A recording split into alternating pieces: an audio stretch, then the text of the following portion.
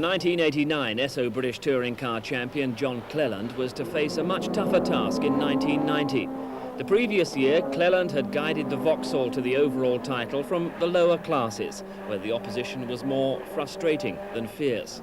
The odd departure from Class C to run alongside the... That's the man who looks as though he's going to be Rob Gravitt, number 11, third in the race, on target for the championship. But now the 2-litre class, first, second and third are together. Lindgren, Hodgetts, Österreich, BMW, Ford, Vauxhall.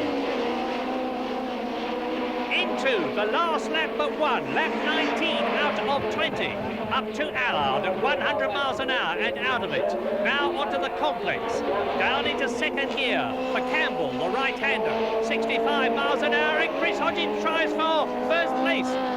Netton Lindgren shuts the door in his face.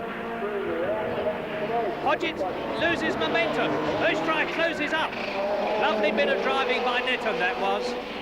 Perfect tactics. Now, Brown Noble. 3 cars, there is nearly 900 horsepower there. Out of Goodwood at 125 miles an hour. Then Church. Here it is, that's the corner where there used to be a very nasty bump. That's been mostly ironed out. Onto Brooklands. Still, the men, Hodgetts and Österreich, can do nothing about the gallant Swedish housewife in front of them. But my goodness, they're trying. You'll notice that Netton Lindgren is sitting on the left-hand side of the car. Hodgetts and Österreich on the right, into the last lap. Terrific pressure on Netton Lindgren now, up round Allard for the last time. And Andy Rouse is almost home for that 4th win. Out of the club chicane for the 20th time to see the checkered flag, to take it and to win. And Tim Harvey finishes second in the Blue Sierra, but this is Rob Gravitt. He's going to be third, 8 times a winner, 8 pole positions, 9 fastest laps, 4 record laps, and that is supremacy. But this is the battle for the 2-litre leadership on their last lap, and it's still Netton Lindgren leading, it's still Chris Hodgetts second, it's still Österreich in third position, as on the fastest part of the course, nearly 130 miles an hour. They come out of the right-hander and down to the club chicane for the last time, and Chris Hodgetts is closing, he's trying to take her on the outside, and he spins. Tries too hard. Österreich goes up into second place. Chris Hodgetts rejoins. Well, it was a good try, but it didn't succeed. Netton Lindgren wins the class. Marcus Österreich is second, and Chris Hodgetts comes in third. But what a wonderful drive by the Swedish woman, Netton Lindgren.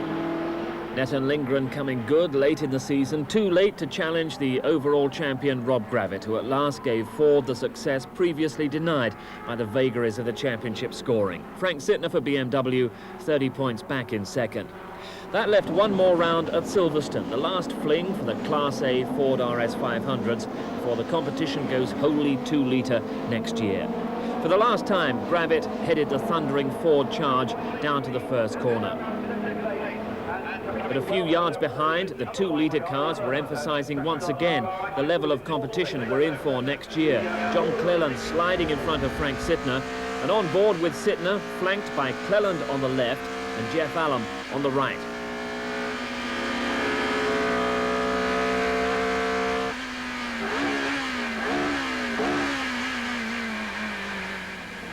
Frantic action around Maggots and Beckett's, from which the bold Cleland, going outrageously wide, emerges the worst. And it only took the length of the club straight to be back up with Sittner and Allam, and then the door banging started all over again around Brooklands and Bridge Bend.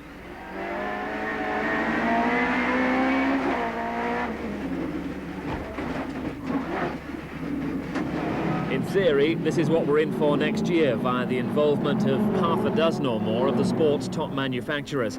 But at Silverstone, Cleland was hounding Allam into a mistake. Allam on the grass at Copse, Cleland follows him, but keeps the momentum going to take the lead, only to be challenged within a couple of more laps by the class champion Sittner. Sittner sweeps ahead but doesn't get away from Cleland, who's back in front a couple of corners later. Two fierce rivals from the past season. They almost came to blows after the Birmingham round, but they have a great respect for each other. And Sittner mounted a final challenge on the last few corners of the championship. I had a go on the last lap in front of the BRDC clubhouse and the grandstand, and I went as far as you can go. It was a perfectly good overtaking manoeuvre. John retaliated in all the correct ways. He knows exactly what he's doing, and I could easily have got through. It was worth a try.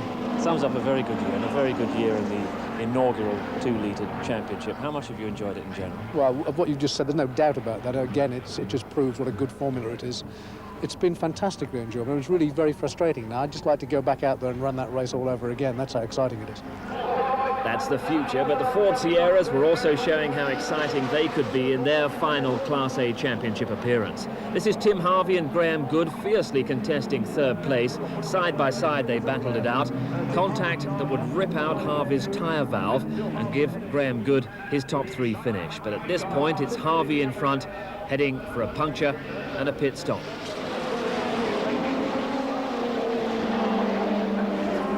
And it was appropriate that up front, Rob Gravitt and Andy Rouse should contest the final unrestricted Sierra battle. Gravitt behind. Tim Harvey by this point has made his pit stop and rejoined as a back marker. But Gravitt is set for his 9th win of the season, thanks to a bold overtaking manoeuvre at Brooklands.